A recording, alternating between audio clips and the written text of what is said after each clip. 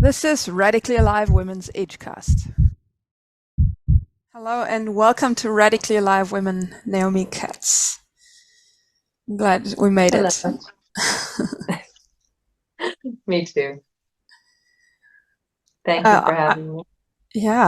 I'm fascinated by who you are from what I saw on your website on the work that you do. Will you say something about yourself? Who are you? What is your passion? Like what is it that you stand for? I stand for the earth. If I have to answer exactly in those words, I stand for the earth. I grew up in New York. I was born in New York City, and right in the heart of New York City. And I love cities, and I love the action and the energy and the aliveness that we can feel inside cities. And I also had the good fortune in my life of finding myself reawakening my relationship with nature and with the natural world and with the earth and the air and the fire and the water. And these elements, of course, were present in my entire life. And I recognize today that I'm made of these elements, that we're all made of these elements. But as a child, they weren't so much in my consciousness. And my relation with the non-human world wasn't so much in my consciousness in a way, or in the same way that it is today. Maybe it was there, but it was present in a different way. And my life journey has taken me through lots of different places and adventures. And actually, I remember, it's interesting that you asked, what am I passionate about? Because I remember as a young, as an adolescent, young adult, really think, what I want to be inspired. What inspires me? How am I going to be inspired? And feeling that there was something more beyond what I was experiencing that would be more inspiring, or I don't know what I thought it would be, but I had a feeling there was something deeper there. And I feel very fortunate to have been able to follow the call of my heart and relate or remember how to relate with myself and with the universe in a way that feels inherently human, in a world that is asking us or pushing us or even in some ways forcing us to be quite like machines. How did you get there? Like, how did you realize that? I saw also written somewhere that you found your indigeneity in the middle of the Cape, like New York City is like such a capitalist city. Yeah, so how did that happen? I left. I left New York. I think it kind of had to happen in that way. I had a lot of luck and a lot of possibility open to me in different ways that I think might have happened because I guess I would consider myself humbly, but also honestly quite brave. And that in steps that I was able to, that didn't feel too risky at the time, at each time that I was taking those steps, I was able to come closer and closer to this kind of reality that I'm living in now. And happened because of lots of different things. I left New York because I was going to California to study for a doctorate, which was very much in the accepted, fitting next steps of the life of that I was raised to live. And for anyone who's grown up in New York and been to California, all of a sudden the majestic beauty opens up before, the trees and the ocean, and you can't help but notice. One can't help but notice. I couldn't help but notice. And then different things happened in my life. Friends started reading about sustainability. I ended up having the opportunity to live on an organic farm in California for some time and have a deep relationship with that place. I still have a deep relationship with that place and with the concept of growing food, which was not something we did actually. My grandfather always had tomato plants in the garden in Queens, and also, and my mom did too. but my life journey was very much about reconnecting to the way that we as humans live in natural relationship with the world. And I also had the super good fortune, or maybe the fulfillment of a prophecy, when I met a woman who's now my teacher, who I've been walking with for many, many years. Her name is Carmen Vicente, Carmita, we call her affectionately. She comes from the high Andes of Ecuador. And she is a medicine woman and a spiritual leader. And she was born in an indigenous community and initiated into the healing ways of her community. And then, for many different reasons and the way that the world has grown in the past decades, when she was 14, her family was forced to in some way to leave the community and move to the city.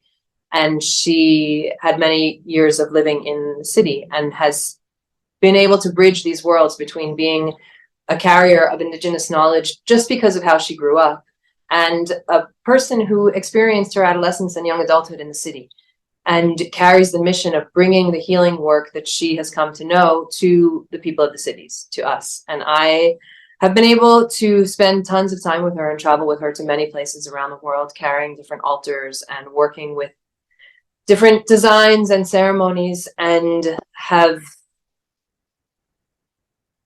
through that bridging that she has provided, been able to make my own bridging between the existence that I grew up in and the existence that I have today. And also in my own path, really reclaiming my relationship with my body. I grew up, I've always danced. I love to dance. And as like many young girls in New York, I went to ballet class and I loved to move my body. I have many memories of my parents telling me to sit down when I would just be dancing around the house. And when I was an adolescent, a young adolescent, and my body started to change, I had this experience of a separation between me and my body. I think many of us have this experience, even if we don't necessarily have the language to name it. And I didn't like my body so much, but I did like myself. And so we lived in this duality, this dichotomous existence, Naomi and Naomi's body, even though we hung out together all the time. It wasn't so much fun always to hang out together.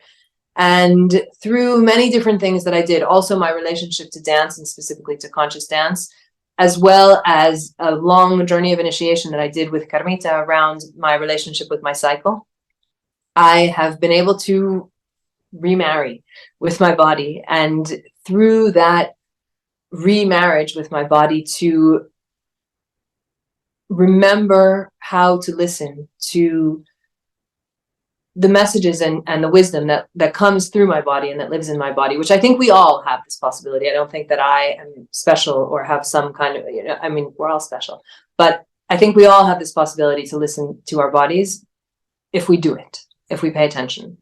And so through my work with Carmita, and also my work with movement and my relation with my body, I've been able to listen again to what I carry and to who I am. And I think, I don't know if that answers your question of how I made this shift, but that's a small answer for a long life journey. Thank you. Yeah, it does answer my question. And the next question that I have comes from a snippet of the conversation we had before I started the recording about, I called it feminine wisdom, and you said something about that, like, that it's actually not feminine wisdom. Will you say something about this wisdom that you discovered along the way, or I'm guessing that you discovered it along the way? Yeah, thank you for that question. I'm trying to feel into how to answer it in a radically honest and also clear way. The wisdom that we carry, I wouldn't say that I discovered it inside myself, or that all of a sudden one day I had this recognition. I think that it's there.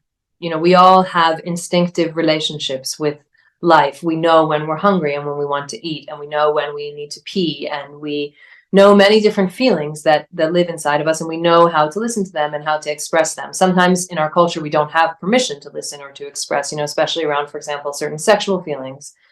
But we are able to live in this relation with what we might call instincts, or I don't know exactly what the term is to call, but the way that our body informs us and guides us and tells us when something is safe or not safe, when we want to stay or we want to go. And so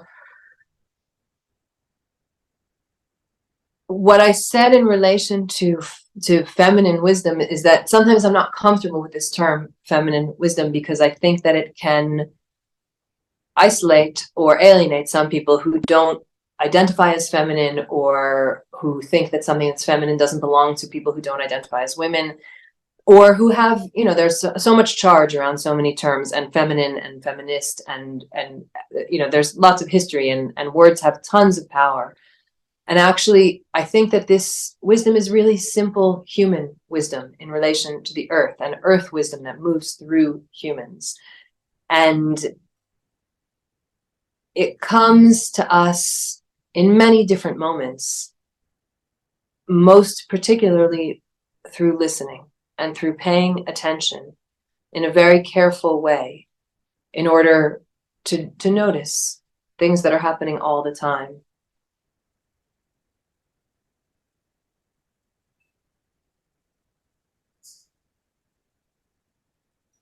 Yeah, I heard you call it earth wisdom, or innate earth wisdom that comes through. I hear that comes through all of us all the time. And how can someone learn to listen? This is a great question. I think that we all actually know how to listen. And when we're children, we are in very specific relationship with the powers that exist around us, the power that exists around us, and when we're adults as well. But we are initiated, or I have been initiated, let's say, in Western culture, into a learning that is very much focused on the mind. The mind is a beautiful thing, and our intelligence has allowed for us to do many different things, including have the technology to have this conversation, for which I'm very grateful. And also, we in the West have given so much importance and even superiority to the mind that we've forgotten, or I grew up in a culture that forgot to teach us to listen to the body, or to remind us to continue to listen to the body. Because when we're kids, we do it, and we, especially when we're babies. And then little by little, or not so little by little, especially when we go into school, and I was a teacher for many years in school, that we're taught to focus our attention here. And that is sometimes not so great. Sometimes great, and sometimes not so great. And when it's out of balance, it's not so great. And so how does one learn to listen? I think that, first of all, time. The most practical answer I can give in this culture is, how do we create the time, make the time, or just recognize that we have the time to listen? And then what does it mean to listen, to embodied listening with the entirety of the body, to really have a conversation with a tree, and not just talk to the tree, but also allow for the tree to talk to me? Because in any relationship, if only one is doing all the talking, then it's out of balance, and the relationship is not healthy. And how can we do that? How can we actually have the time? And then when we have the time, be in this embodied place that allows for us to really listen through the whole body. And I don't have, like a couple of quick tips that we can do. Maybe I do have a couple of quick tips that we can do in order to engage that kind of listening, but really to be in that practice. And I can also say that for me, specifically in the body of a woman who carries a womb, I have found that the relation that I have with my cycle has given me a key to opening this door of listening. And the way that I'm able to be present with the different phases of the cycle as it moves through my body helps me be present with the different phases of that same cycle that's living in the universe, which, the phases of the menstrual cycle are the same as the phases of the day, and the energies of the directions, and the movements of the moon. and the movement of the earth around the sun, etc., etc., etc. I actually have a whole video course about this. If maybe we can leave a link to it in the notes or something like that. I don't know how Yes, you absolutely. do that. That would be wonderful. But really, for the ones who want to explore the relation with the cycle, and you don't have to be living the cycle specifically in this moment to do that. But that has been for me a really beautiful gateway and a really deep aspect of the work that I do with relation to my own body and with others who identify as women. And that concept of listening in that way, in addition to various practices connected to movement, connected to breath, that help me simply be present in my body and be present in my relation with the earth, the air, the fire, the water, just even naming the elements on a regular basis to recognize that they are entities here with me and in me, and be in that space of relational conversation with, as I said before, a tree or the fire or the water or whatever it might be. Maybe it sounds super esoteric, or maybe it's actually not for me. It's like in me, it's something relaxes. It's like I know the truth of it in my heart, in my bones, and yes. So please keep talking. There's more. I think also that willingness to recognize and to know the truth of it is part of it, because I had an experience recently where I went to a family event, and someone at a family friend asked me what I'm doing these days, like work-wise, what I'm doing. And always when I go back home, it's the most difficult, I would say, to explain, because the work that I'm doing is a reality that's far away from a lot of the people that I know from that phase of my life. And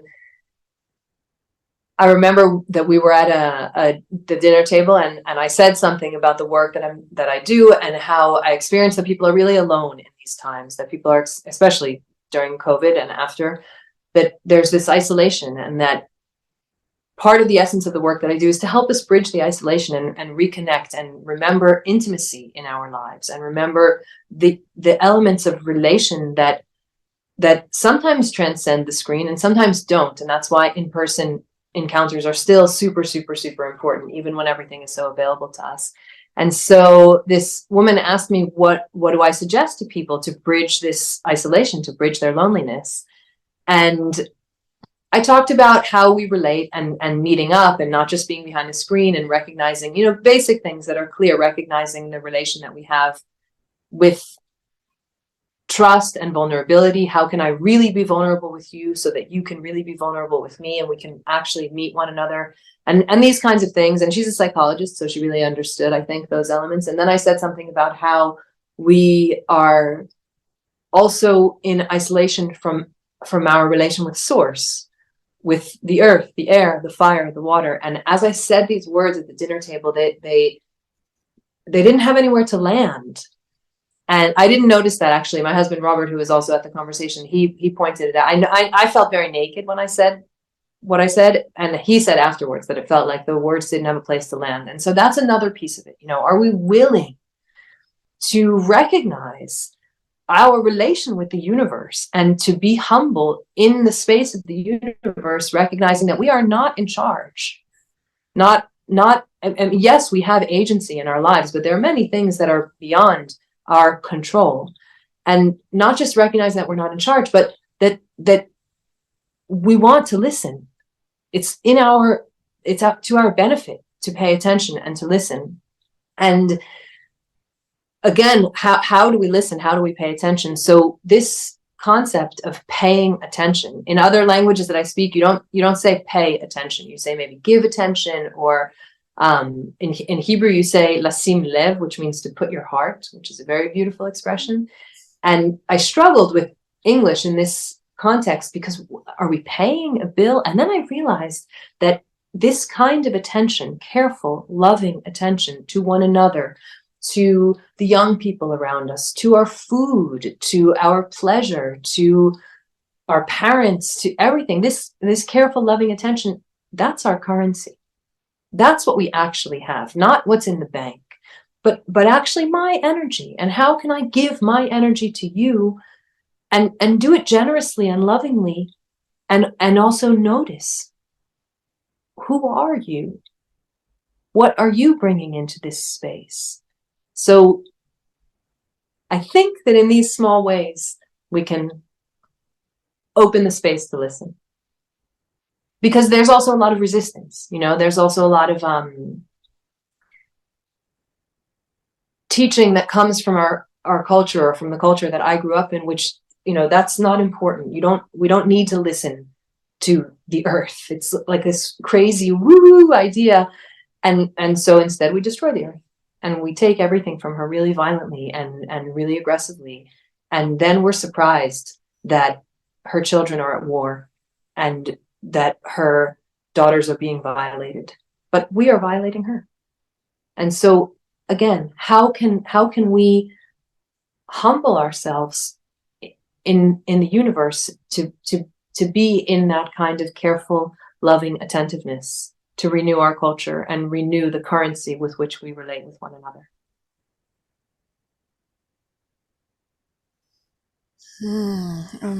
Yeah, I'm moved by that, because it is very simple, right? Like it sounds like medicine. That is the medicine when humans relate to the earth and realize, hey, this is actually me, or like I'm in relation with all of that, and then the numbness cannot be there, or the separation between, like, the whole destruction that as humans are doing is becomes impossible.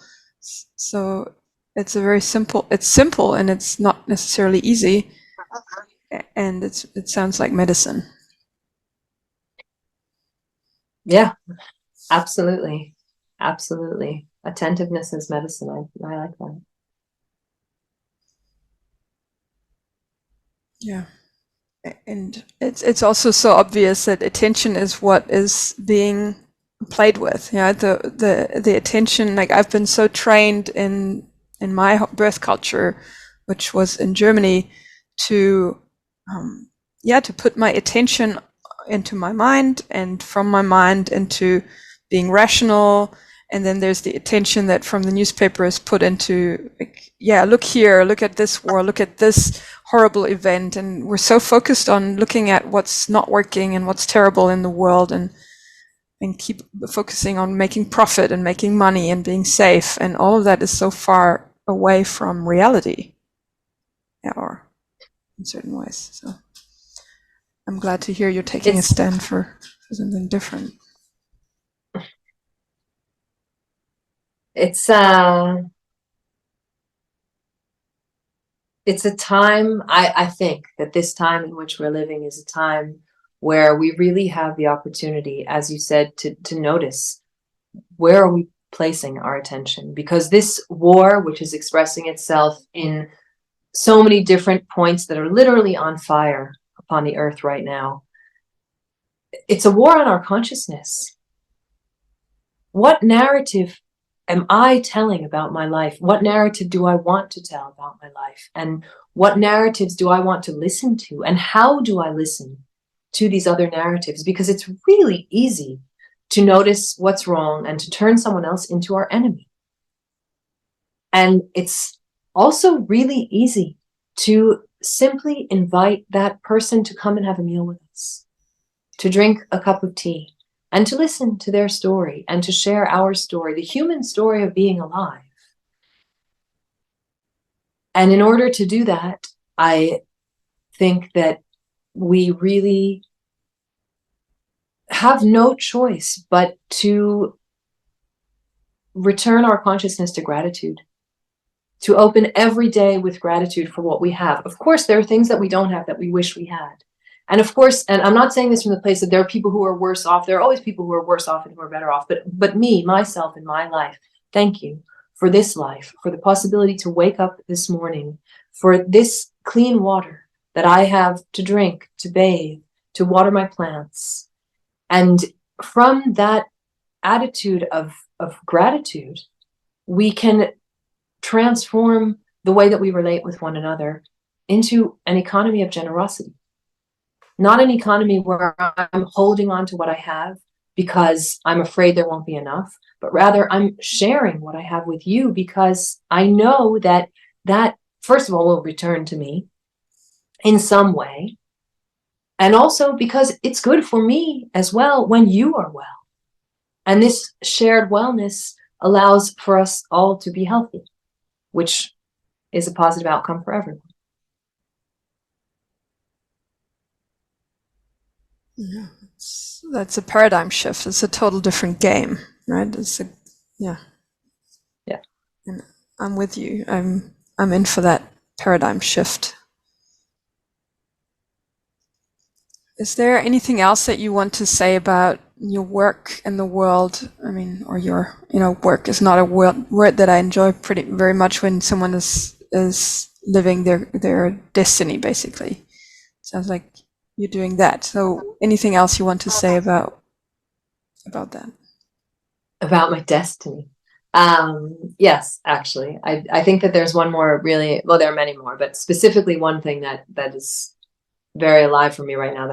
I think it's really important to recognize the role of ceremony in our lives today, to recognize how deeply we need ceremonial experiences. We need experiences which are a bit extraordinary, which create a time which is a bit outside of time, a space where we can relate directly, because we're always in relation with the world of spirit, but to directly relate and communicate with and ask for the help of the spirits to be with us. The spirit also, maybe the ones who have gone, but also the spirit of the fire, the spirit of the earth. And we create so many situations, not so many, but some situations in Western culture that are very like ceremonies. For example, I am a huge football fan, and watching football for many people is a ceremony. There are many rituals connected to it. There are sometimes specific foods connected to it. And there's a huge expression of emotion and often a transformative experience from the beginning of the game to the end. And all of these elements are elements that define ceremony. It's certainly an extraordinary time. It's certainly time outside of time if you're really into it. And the only thing, or the thing that I feel that we could deepen is the purpose.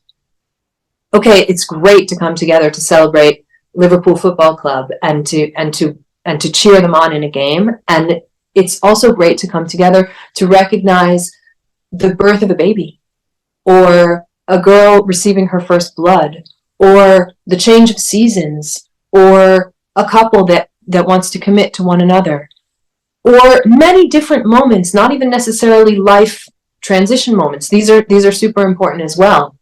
How we initiate others and ourselves as we grow. And also, how do we recognize that sometimes we simply need to come together and pray? And how do we do it? And how is it that prayer has become so co-opted by religion when actually it's something that belongs to us all? So you asked if there's something else that I feel it's important to talk about. Again, a whole subject for maybe another conversation. But how do we reclaim our relationship with ceremony? All of us, even the most mainstream, to recognize that we are constantly in a space in ourselves that is vulnerable, that is powerful, that is beautiful, that is painful. All of these aspects of ourselves are worthy of expression. And how can we create spaces to express them and to hold one another and to take care of one another, and also through this to cultivate community. Not necessarily community where everybody lives together, though that's also beautiful when it works, but community where people really are invested in one another. And also community with the animals, with the water, with the trees. When we have intimate experiences, which ceremony can really offer us the possibility to do, then we can really deepen these relationships and feel our sense of community and interconnectedness. And that is essential in this economy of generosity that we want to cultivate, that I want to cultivate. I don't think I'm alone, though. I think many of us want it. Thank you, Naomi. I could continue speaking for, I think, another hour or two, but let's pause here and continue another time. Thank you for sharing. Thank you.